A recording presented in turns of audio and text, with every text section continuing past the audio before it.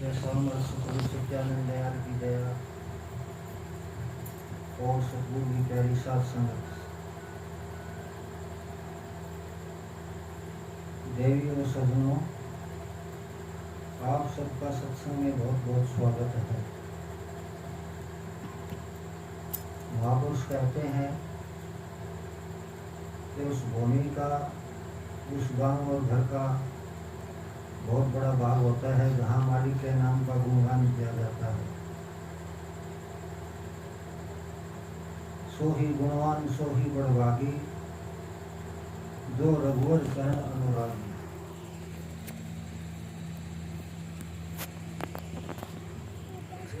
शब्द वैली व रूहानी गुरु की संगति और नाम के अंतर्मुख साधना को सच्चा तीर्थ कहा है। संत गुरु हमारी सूरत को अंदर प्रभु के नाम से जोड़ देते हैं,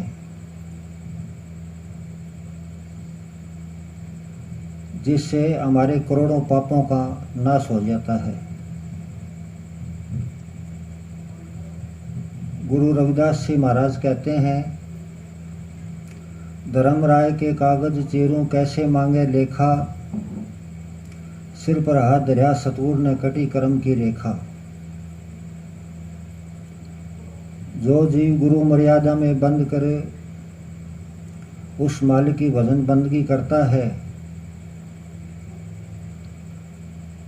उनके कर्मों का लेखा जोखा हमेशा के लिए मिट जाता है, नष्ट हो जाता है। शब्द गुरु यानी मोहजरू सतगुरु धर्मराय के कागजों को चीर कर अपनी संस्कारी रूहों को ऊपर निज धाम में ले जाते हैं।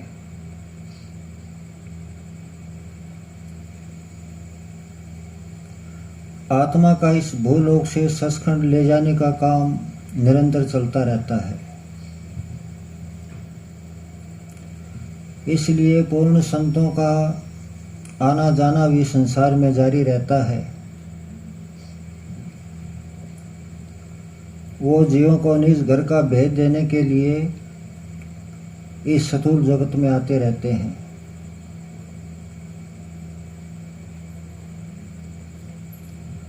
संतों की सबसे बड़ी विशेषता यह मानी गई है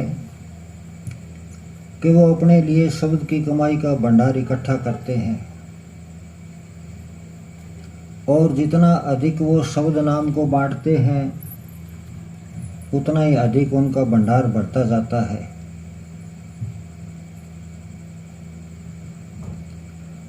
संत जन सारे जगत के साझा होते हैं और उनकी रूहानी दौलत पर हम सब का अधिकार भी होता है।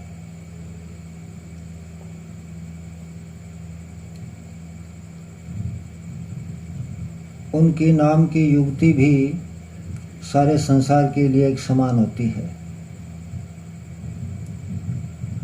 वो जाति पाति रंग रूप कौम मजहब और मुल्क में भेदभाव किए बिना सब जीवों को नाम की एक ही औषधि व रसायन बांटते हैं।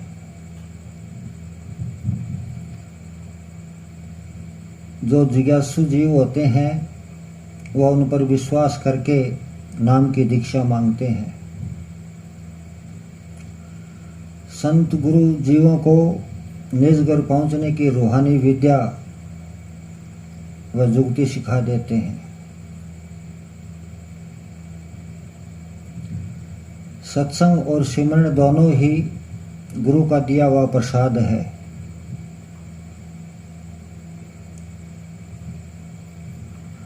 संतों के द्वारा जीव के हृदय में बोया गया नाम का बीज कभी नष्ट नहीं होता। वो समय पाकर एक दिन जरूर फलता फूलता है।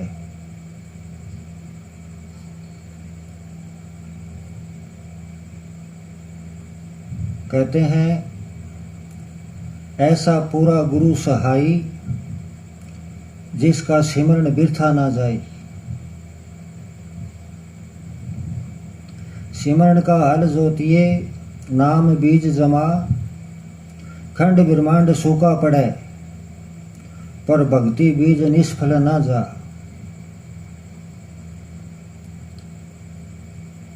भक्ति बीज पलटे नहीं युग बीते अनंत, ऊंच नीच घर जन्म लेवे रहे संत का संत।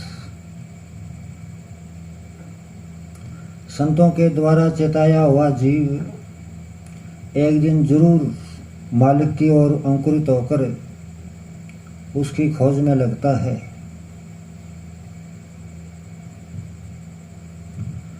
परमात्मा की याद में बिताया हुआ एक एक क्षण हमारे लेखे में लिखा जाता है और जीव को उसका फल भी मिलता है, कभी खाली नहीं जाता। ये सारे खंड ब्रह्मांड सूखा पड़ सकता है, लेकिन भक्ति कभी खाली नहीं जाती।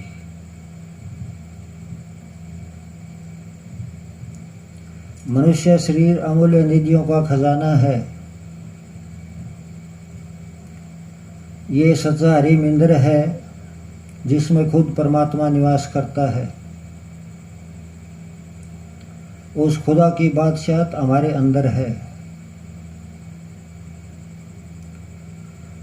सूक्ष्म लोक के जितने भी देवगण हैं वो भी इंसानी चोले को पाने की कामना करते हैं, क्योंकि वो जानते हैं कि परमात्मा के दरबार में जाने का अधिकार केवल मनुष्य को ही है और किसी को नहीं। इसलिए वो स्वर्ग वैकुंठों का सुख छोड़कर मानव जीवन को पाना चाहते हैं। इसके अंदर विवेक शक्ति है। ये परमात्मा के बनाए हुए विधान को समझ सकता है। मैं कौन हूँ, कहाँ से आया हूँ, आखिर क्यों बार बार मैं संसार में मेरा जन्म मरण होता है, ये सब इंसान समझ सकता है। तो हमें इस बहुमूल्य जीवन का फायदा उठाना चाहिए। अगर इस इंसानी चोले को व्यर्थ गंवा देंगे तो ये सुनहरा अवसर हमें बार बार नहीं मिलेगा। जो भी बुरे कर्म है उसे छोड़ना है। शराब पीना, मांस मट्टी खाना, जीव हिंसा करनी, चोरी जारी करना, जुआ खेलना, सट्टे लगाना, इस प्रकार के खोटे कर्मों से बच के रहना है। शराब आदि नशीली वस्तुएं और मादक पदार्थ जो भी है ये मनुष्य के सद्गुणों को नाश करते हैं। परमार्थ के मार्ग से विमुख करके काम, क्रोध और विषय वासनाओं की ओर ले जाते हैं। इस दुनिया में हमारे मन को उलझाए रखते हैं। बुरे कर्म करने से आत्मा को नरकों और निचली योनियों में जाकर कष्ट भोगना पड़ता है।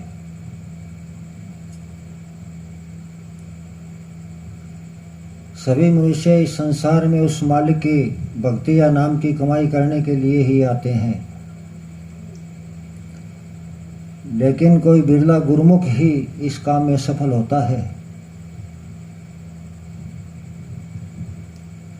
जो लोग मालिक के नाम की कमाई नहीं करते उनको बार बार जन्म लेना पड़ता है। माता के गर्भ में 9 मास तक उल्टा लटक कर घोर प्रायश्चित करना पड़ता है।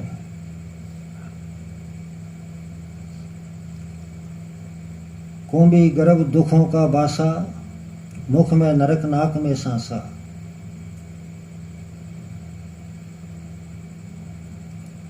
इस समय आत्मा का ध्यान उस मालिक में लगा रहता है और यही ध्यान उसकी रक्षा करता है। वो इस नरक से छुटकारा पाने के लिए बार बार प्रार्थना करता है कि हे दाता, मैं बाहर आकर यानी जन्म मिलने पर आपको हर पल याद रखूंगा। लेकिन जब जीव का जन्म होता है तो सारे परिवार में प्रसन्नता की लहर दौड़ जाती है। सब उसको प्यार करते हैं। उसे चारों ओर माया के सुंदर दृश्य तथा नए नए पदार्थ दिखाई देते हैं, जिससे वो माता के गर्भ में की हुई प्रतिज्ञा व प्रार्थना सब भूल जाता है।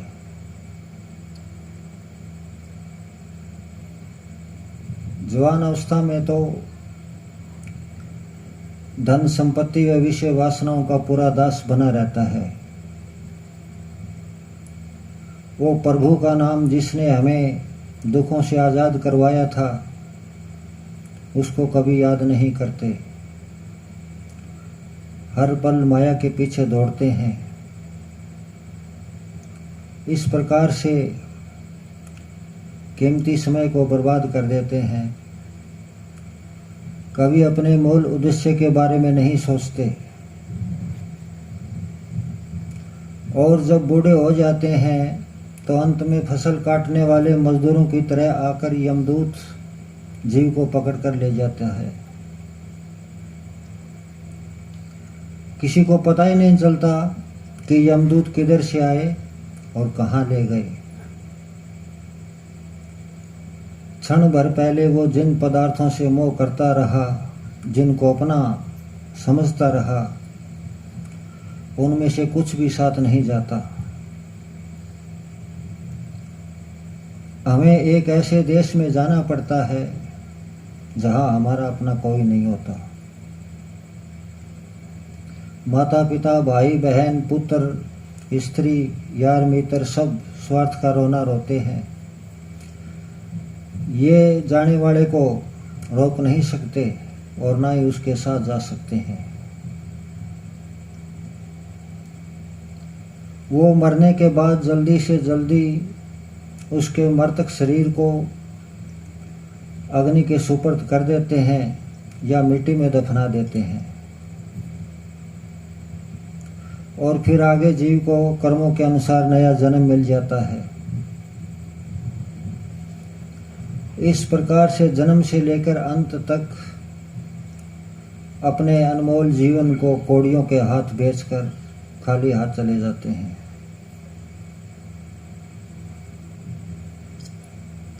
वो परमात्मा का नाम अनमोल रतन है,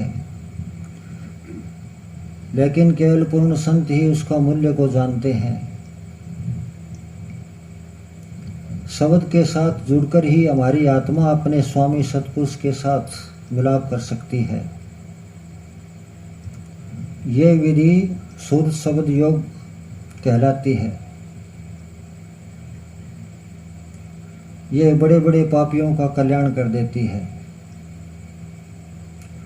जो भाग्यशाली होते हैं, जिनको जीव दर्दी है, केवल वही इस करने को करते हैं।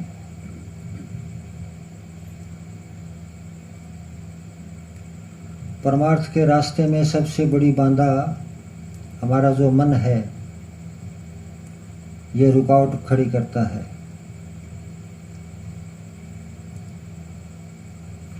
ये संसार के स्वादों, रसों व भोगों के लिए युगों युगों से ललायत रहता आया है,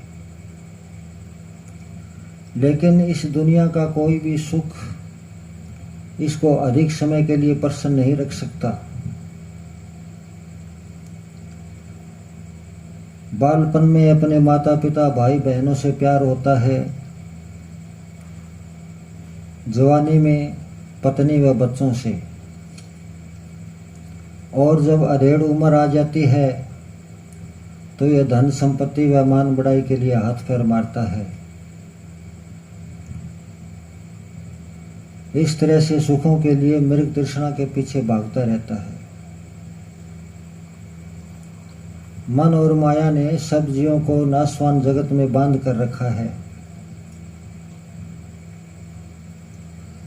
इसके द्वारा किए हुए भले बुरे कर्मों को भोगने के लिए जीव आवागमन का लगातार चलने वाले चक्कर में फंसे हुए हैं। इसलिए सत्संग व संतों के उपदेश में हमेशा मन को काबू में करने का बल दिया जाता है।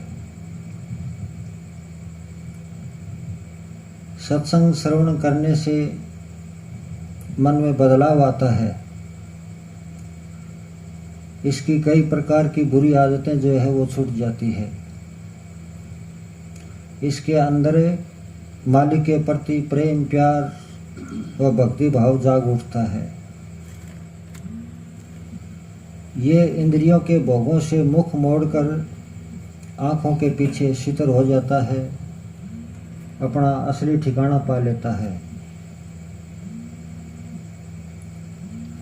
यहाँ से इसकी ऊपर रूहानी यात्रा शुरू होती है।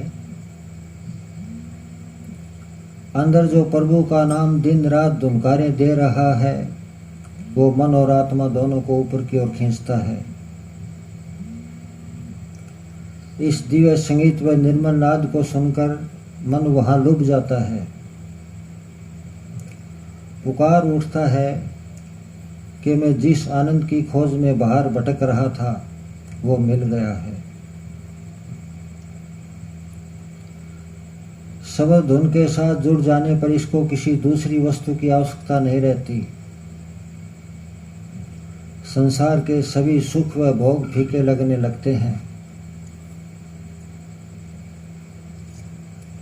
मन के संपूर्ण दुख को समाप्त करने व इसको बस में करने की एकमात्र विधि मालिक का नाम है, और बाकी सब यत्न व्यर्थ है। देवी देवताओं को मनाने से, पूजा पाठ करने, जप तप, तीर्थ व्रत, स्नान ध्यान आदि करने से मन की जो दुर्गंध है वो नहीं निकलती और ना ही आत्मा निर्मल होती। देवी देवताओं की पूजा पाठ, जप तप, तीर्थ व्रत, योग आदि जीव को भवसागर से पार नहीं कर सकते और ना ही यमदूतों की मार से बचा सकते हैं। भवसागर से पार करने व यमदूतों से बचाने की महान ताकत केवल एक प्रभु के नाम में है। वो परमात्मा का एक नाम सारे संसार को तार सकता है।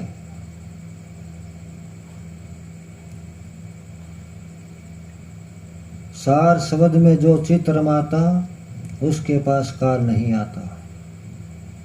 एक दूसरे पद में समझाते हैं, सार शब्द आवे जय विद हाथा, काल निवावे तय विद माथा। कि जो प्रेमी गुरु की बताई विधि के अनुसार सार शब्द का ध्यान करता है, उसमें चित्त रमाता है, उसको काल महाराज शीश झुकाकर नमस्कार करता है।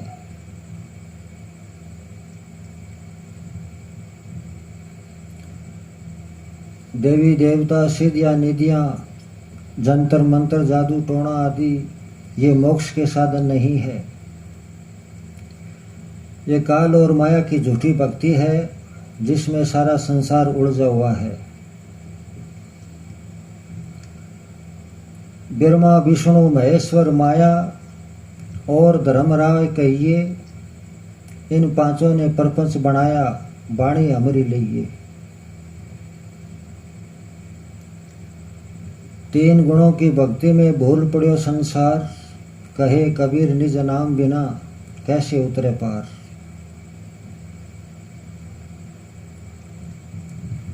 तीन गुणों का मतलब सतोगुण, रजोगुण और तमोगुण से है। ये तीनों गुण हमें दिन रात लुटेरों के समान लूटते हैं। इनमें से तमोगुण सबसे खतरनाक व विनाशकारी है। ये जीव से बड़े बड़े पाप व बुरे कर्म करवाता है, जिसकी वजह से यहाँ दुख झेलना पड़ता है। इसी प्रकार से रजोगुण है, ये कई प्रकार के प्रलोभनों का जाल बिछाकर जीव को उलझाया रखता है। इस संसार में आत्मा को बांधकर व्याकुल किए रखता है।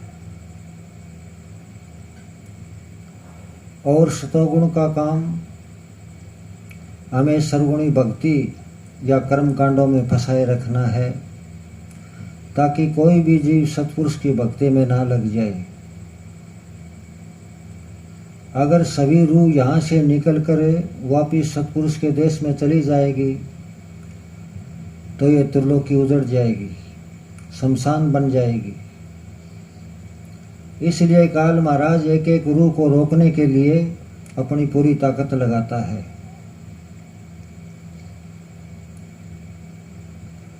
संत गुरुओं का मूल उद्देश्य अपने जिज्ञासुओं को सच्चा ज्ञान देना है,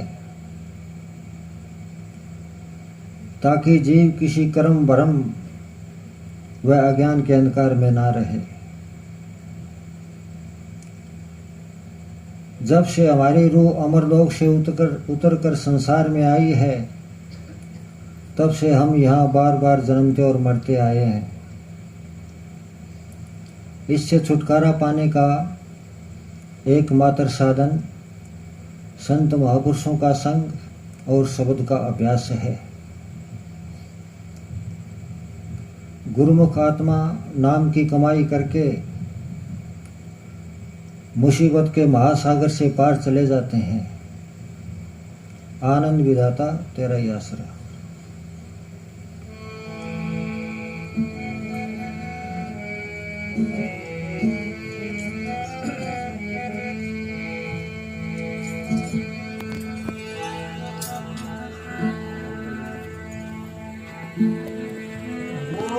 Oh,